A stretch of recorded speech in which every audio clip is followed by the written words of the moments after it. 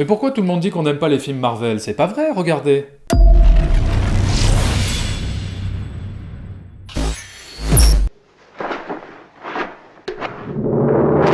Bonjour et bienvenue dans les Cousins Font leur cinéma, et aujourd'hui, un petit peu à la bourre, on va vous chroniquer Black Panther réalisé par Ryan Coogler, donc c'est le dernier Marvel, avec Chadwick Boseman, Michael B. Jordan, Angela Bassett, Forest Whitaker, Lupita Nyong'o et la fille qui jouait Michonne dans Walking Dead. Alors l'histoire de Black Panther, qu'est-ce que c'est? Eh bien, suite au décès de son père, T'Challa, Black Panther, revient dans son royaume, le Wakanda, pour récupérer son trône. Et il va devoir se confronter à d'autres prétendants qui veulent le détrôner, et il va devoir prouver sa valeur, prouver qu'il est le leader, le Black Panther, pour continuer son règne sur le Wakanda et être le digne héritier de son père. Voilà, et donc le MCU nous livre une nouvelle fois un super Big Mac Double Whopper Cheeseburger, c'est-à-dire un film qui se consomme et qui s'oublie aussi vite qu'un bon hamburger. J'ai envie d'attaquer le truc par dire que j'en ai entendu des tonnes et des tonnes et des tonnes sur ce film, comme quoi c'est un renouvellement, c'est un rafraîchissement, c'est ci, c'est ça. Pour moi, finalement, si on regarde bien le véritable rafraîchissement, on va dire, entre guillemets, de la firme Marvel, c'était Thor Ragnarok, qui déplace le curseur sur vraiment du blockbuster comédie. Voilà, purement comédie, action, machin. Là, honnêtement, c'est un Marvel standardisé comme les autres Marvel, quoi. Enfin, alors, le rafraîchissement, je pense qu'il vient du fait de toute la dimension politique et sociale du film. Et en cela, c'est plutôt bien, et c'est vrai, ça change un petit peu. C'est le point positif, quoi. C'est ce que j'allais dire. Le point positif de Black Panther, pour moi, c'est le fond du film.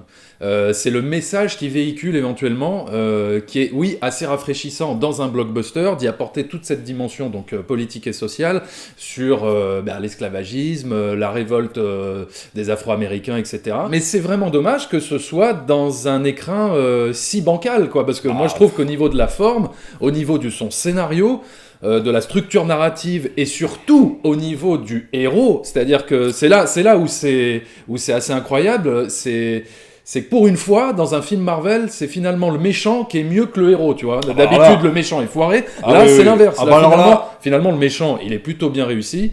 Mais le héros, il est insipide. Enfin, moi, je l'ai trouvé hyper fade, mou, pas engageant pour un sou, quoi. Alors là, si tu veux, pour moi, il y a même carrément un problème d'acting. Pourtant, c'est quand même assez étonnant, parce que c'est celui qui jouait le biopic sur James Bond, qui était plutôt bien interprété.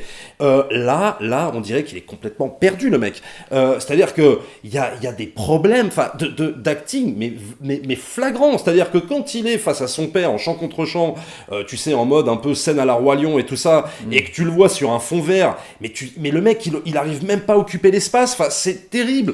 Le mec, on dirait qu'il n'est absolument pas convaincu parce qu'il est en train de jouer, parce qu'il est en train d'incarner, ça pose un problème d'acting terrible. Tu ne peux pas t'identifier à ce Black Panther qui est juste insipide, quoi.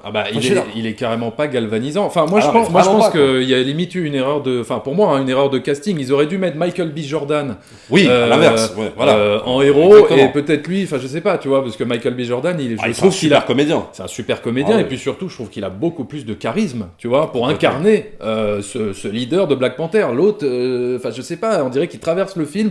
Il est pas engageant, quoi. Il est pas vraiment impliqué, quoi. Mais alors, moi, vraiment, le problème, l'énorme problème que j'ai eu avec ce film, c'est que toute l'histoire, on va dire 90% de l'histoire, se passe dans l'univers du Wakanda. Et je trouve ça dommage, parce que moi, ce que j'aime bien dans un film de super-héros, c'est quand l'univers du super-héros se confronte à notre univers à nous, au monde réel, tu vois.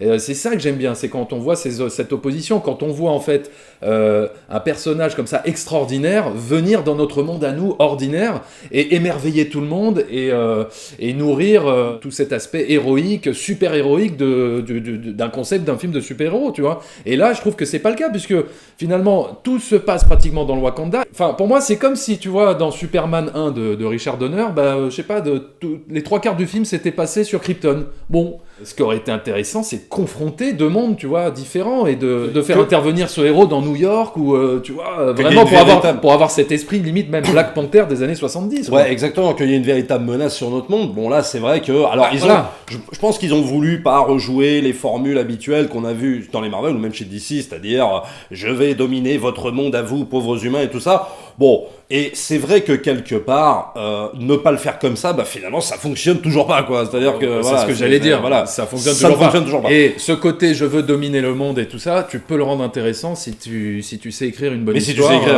et un voilà. bon méchant, quoi. Et un bon Alors, méchant. voilà, justement, donc le méchant interprété. Alors, moi, le méchant interprété par Michael B. Jordan, et alors moi j'ai l'impression que c'est un hydre à deux têtes, moi, ce méchant. C'est-à-dire que tu as la tête de gauche, c'est Andy Serkis, tête de droite, c'est Michael B. Jordan.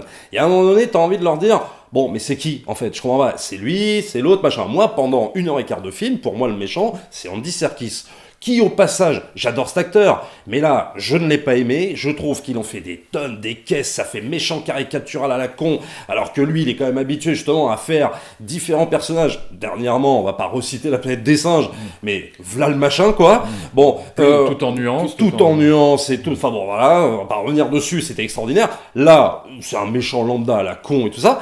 Et d'un seul coup, et puis t'as Michael B. Jordan, et tu te dis, bon alors attends, je comprends pas, je suis en train de suivre lui, quoi, je comprends pas leur plan, je comprends pas le plan du méchant. Donc pour moi déjà, il y a un problème de scénario, enfin d'écriture sur le méchant, c'est-à-dire qu'ils ne savent pas où se placer. Et puis d'un seul coup, on en vient à voir que, ah bah non, finalement, le vrai méchant, c'était Michael B. Jordan. Mais j'ai envie de te dire que le problème, c'est que ce méchant, il arrive trop tard. Il arrive 1h15 après. Quand Michael B. Jordan arrive, au bout d'1h15, on te remet la même scène de base. la même scène qu'on t'avait mis au début. Qu'on t'avait mis au début. Et donc c'est un petit peu redondant. Et puis il n'y a rien d'extraordinaire dans ces scènes de baston. Enfin, en fait, je trouve que dans le film, il n'y a aucune scène mémorable. Alors, quoi. Je veux dire, non, mais dans un ouais. blockbuster, dans un film de super-héros digne de ce nom, tu devrais avoir le moment, quoi. Le moment. La scène qui te marque, tu vois, comme, je vais encore citer les mêmes, mais encore comme dans The Dark Knight. Comme oui, mais dans... voilà. Non, mais... Oui, mais ça fait... Ou les Spider-Man de Sam Raimi. Bah voilà, mais ça fait des lustres que Marvel, justement, il ne peut plus y avoir de scène mémorable, puisque c'est, comment te dire,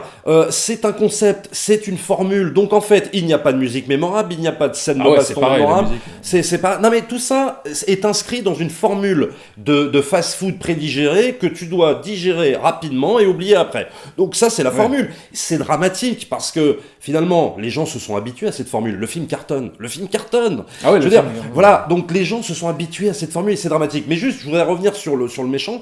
Il y a un côté Roi Lion et tout ça, mais qui pour moi finalement n'est même pas assumé, parce que moi j'aurais été eux, j'aurais dit bah tu sais quoi, on va faire un espèce de pseudo remake du Roi Lion, c'est-à-dire en mettant le méchant dès le départ, avec son plan et tout ça, comme le méchant du Roi Lion. Le méchant du Roi Lion, il est, mais c'est d'une badasserie incroyable, c'est-à-dire que il pèse sur tout le film, et puis voilà ce qu'il fait dans le Roi Lion. Il tue le père.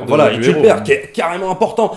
Là, Michael B. Jordan, il intervient trop tard pour qu'on se dise « Oh là là, quel méchant! Oh là là !» Non, ça intervient trop tard. C'est mort. Non, mais c'est dommage parce que ce qu'il y a d'intéressant dans Black Panther, encore une fois, c'est vraiment le fond. Et finalement, le film te montre un combat idéologique entre donc T'Challa, Black Panther, et Michael B. Jordan. C'est évidemment une analogie avec Martin Luther King et Malcolm X. Deux visions politiques différentes, mais qui ont finalement le même but.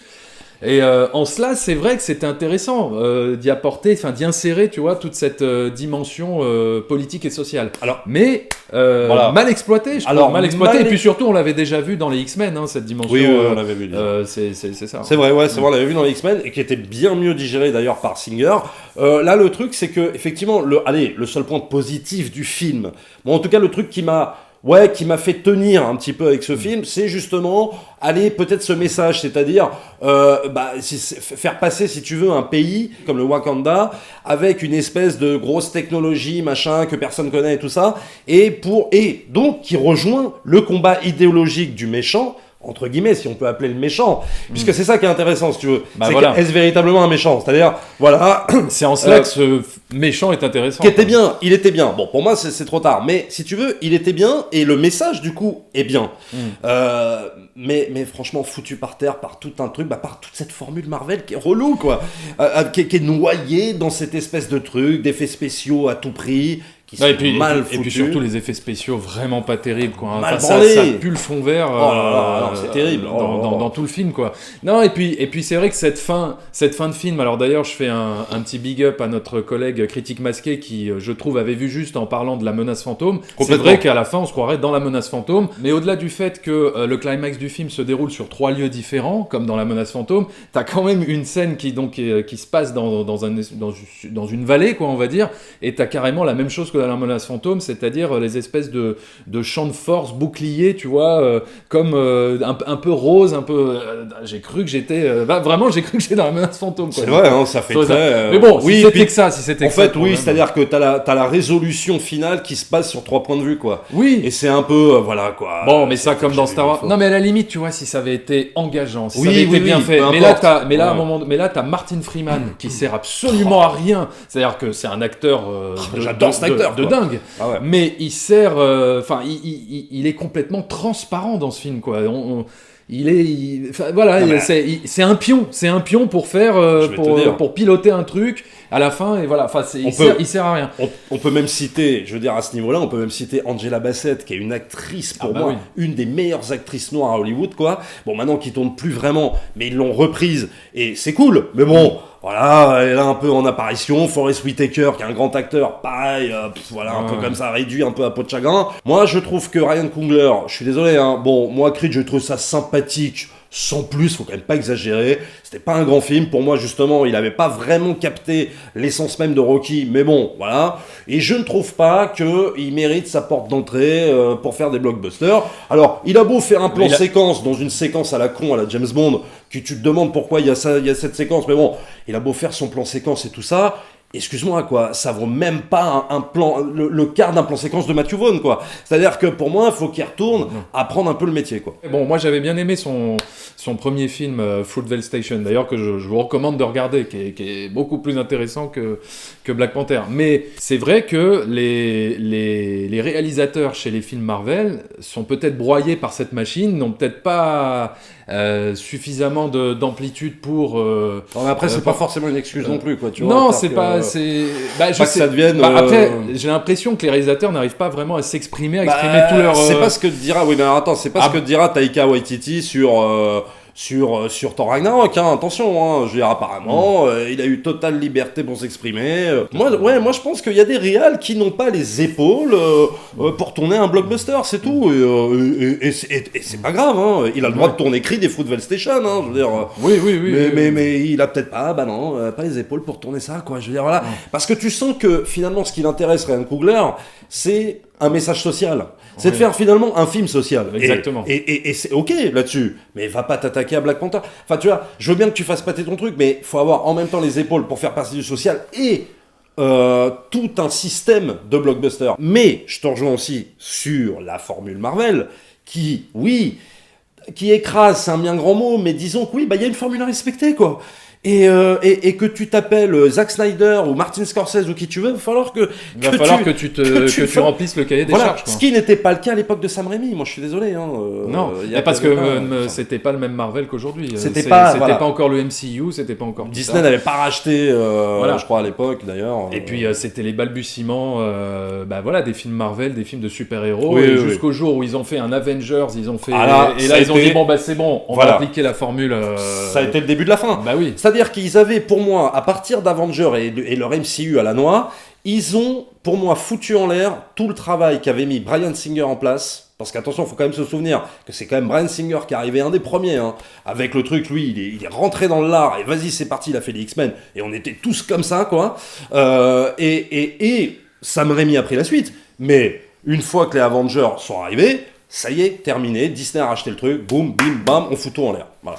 Et puis il y a Brett Ratner aussi qui est arrivé, qui a tout foutu en l'air avec X-Men 3. Ouais, et oui, alors lui, mais lui c'était dans un autre truc, parce que Brett Ratner c'est un réalisateur qui a moins de talent. C'est pour ça, moi franchement, Black Panther, moi j'ai trouvé que c'était très long à regarder, j'ai dû lutter peut-être 6 fois pour pas m'endormir dans le film, c'était pas engageant, les enjeux faiblards, juste de voir un mec qui essaye de détrôner je sais pas, j'ai trouvé que c'était pas fort, quoi. Ouais. Comme je disais, là où ça aurait peut-être pu être assez intéressant, ça aurait été de confronter l'univers de Black Panther à notre univers à nous, tu vois, d'introduire le héros dans notre monde à nous et de le confronter à quelque chose, je sais pas. Enfin, moi, c'est ce que j'aime quand je vois les films de super-héros, quoi. Voilà. Moi, ce qui m'énerve, c'est d'entendre, si tu veux, toutes les critiques qui disent oui, alors c'est super rafraîchissant, c'est super, c'est génial et tout ça, c'est un bouleversement, ça change la donne, etc. Tout ça parce que, effectivement, le casting est composé à 90% d'acteurs noirs et que c'est réalisé par un réalisateur noir. Mais ils étaient où ces gens-là pour défendre les films de Spike Lee alors? Voilà. Quand Spike Lee en avait vraiment besoin, quoi. Lui qui faisait quand même, enfin lui qui a quand même fait des bien meilleurs films. Bien meilleurs films. Je veux dire, si vous voulez voir un film à une dimension sociale et politique, revoyez Do the Right Thing, revoyez Malcolm X, revoyez Jungle Fever, voilà. Crooklyn et tous ces films-là. Je veux dire, Spike Lee, c'est quand même été un des premiers, c'est vrai, à parler, alors sans parler de la blaxploitation dans les années 70, mais je veux dire, lui, dans les années fin 80-90, c'est lui qu'on a parlé. C'est lui qui a fait des films. Et alors, voilà les films, quoi. Ouais. C'est pour moi, mais peut-être les plus grands films, en tout cas, hollywoodiens que j'ai vus, parce que c'est des films produits par la Universal en plus. Ouais. Et honnêtement, quand on regarde effectivement Do the Right Thing et tout ça, il y a vraiment la dimension, mais bon, seulement, oui, Spike Lee n'a pas fait des blockbusters et tout ça, et à l'époque, tout le monde s'en foutait des revendications, quoi. Ils en avaient rien à foutre. Et là, maintenant, ça y est, quoi. Tu vois, genre. Ou même John Singleton avec Boys in the Hood et même Fièvre à Columbus City. Fièvre à Columbus City qui parle de ça, quoi. Ouais. Et, mais c'est passé totalement inaperçu, les gens s'en foutaient, mais parce que ce n'était pas la crise du moment, voilà. Donc ils sont mal tombés, John Singleton et Spike Lee. Voilà, bon Ryan Coogler est mieux tombé. Bon, tant mieux pour lui, c'est bien. Alors oui, on va dire que c'est le premier réalisateur noir à faire un blockbuster. Ok, et encore à vérifier. Mais bon, mais c'est pas pour ça qu'il faut lui donner un laissez-passer. Alors sur IMDb, Black Panther, il a une moyenne de 7,9. Donc c'est plutôt une bonne moyenne, mais c'est pas non plus extraordinaire. Oui, c'est pas, bon, les spectateurs le reçoivent pas mal, quoi. Voilà, c'est bien, voilà, c'est reçu pas mal par les spectateurs. Sur Allociné, le film, il a une moyenne de 3,1 en presse, donc c'est plutôt mitigé de la part de la presse française. Ouais. C'est plutôt mitigé. Ouais. Par contre, en spectateur, 4,1, donc c'est assez apprécié. C'est même très apprécié. Et sur Rotten Tomatoes, le film, il a une moyenne de 96%. Voilà. Donc, meilleur que Le Parrain. Voilà, meilleur que Le Parrain, ce qui est considéré carrément comme peut-être le film le mieux reçu de super-héros, hein, j'entends. C'est peut-être un des films mieux que tout ce que vous avez vu, voilà. Donc on doit être des extraterrestres. Des extraterrestres, bon, mais une fois de plus, on va pas redire, hein, mais voilà, on sait, il n'y a pas qui est derrière, mais une fois de plus, c'est un film Marvel, c'est un film Disney, bon, mais que toujours, c'est très bien reçu, ce sont des chefs-d'œuvre à chaque fois, bon, voilà, très bien. On peut quand même se poser des questions je vous assure, vous nous direz dans les commentaires, mais j'ai envie de faire un jour une vidéo là-dessus. C'est-à-dire, mais attendez, en se posant la question, c'est-à-dire, y a-t-il pas un complot? On peut partir dans la théorie du complot, c'est pas grave, mais on peut poser la question. Non, mais moi je déteste les théories du complot. Moi aussi, j'aime pas ça. Mais c'est vrai que là, vraiment, ça se vérifie à chaque fois. Vous nous direz si vous voulez qu'on fasse ça, une vidéo sur les Marvel et Rotten Tomatoes, quoi. Il y a un moment donné, moi j'aimerais comprendre, quoi. J'aimerais qu'on m'explique ce système. Voilà. Moi, et peut-être on posera la question, on essaiera d'en parler, peut-être de débattre. Peut-être même dans une prochaine vidéo, on verra avec avec notre équipe du CCU. Bon, c'est vraiment dommage pour ce Black Panther parce que c'est vrai que ça changeait un petit peu de tout ce qu'on voyait en termes de films de super-héros et ils auraient pu exploiter ce concept en faisant un grand film. Mais bon, pour moi, c'est raté. Donc, c'est pour ça que je lui mets la note de 2 sur 5. Eh ben, nous aurons la même note, 2 sur 5, pareil, voilà. Film trop bancalos pour moi, film trop marvelien pour moi, et j'y arrive pas, quoi, voilà. Voilà. Rendez-vous la semaine prochaine, peut-être, non pas pour... peut-être pour la petite famille, on va peut-être s'infliger ça. Ça va être dur. Non, on vous promet rien, hein, mais c'est peut-être, on verra. C'est pas sûr, vraiment. Hein. Ça va être, non. Par contre, non, ce qui est peut-être sûr, c'est que nous allons faire une émission live sur YouTube pour commenter en direct la cérémonie des Oscars dans la nuit de dimanche à lundi. Donc, si vous êtes insomniaque ou si vous êtes passionné par la cérémonie des Oscars et que vous voulez suivre avec nous, eh bien, ce sera possible. Tu peux rappeler les dates? La date, c'est je crois que c'est le dimanche 3 mars. Ouais, dimanche 3 mars. Voilà, dimanche 3 mars. Donc, la cérémonie, elle commence vers 2h du matin, mais nous, on commencera notre émission vers 1h du matin. Voilà, vous pourrez nous suivre. On vous informera sur Twitter. Peut-être même vers minuit. Hein, parce carrément. Il y a le tapis rouge, il y a tout ça, il y a machin. Bon, voilà, on commentera. Bon, on sera les Laurent Veil et les Didier Alouche de YouTube. Voilà, vous pourrez nous suivre. On va essayer de tout faire pour que ça soit techniquement agréable pour vous à regarder. En attendant, vous pouvez vous abonner à la chaîne. N'hésitez pas à liker, à commenter, à nous dire ce que vous avez pensé de notre vidéo et Black Panther et tout ça, machin. On y va, c'est parti. Et vous pouvez nous suivre sur Facebook, Twitter, Sens Critique et Instagram. Et on se revoit la semaine prochaine, sûrement. D'ici là, au revoir.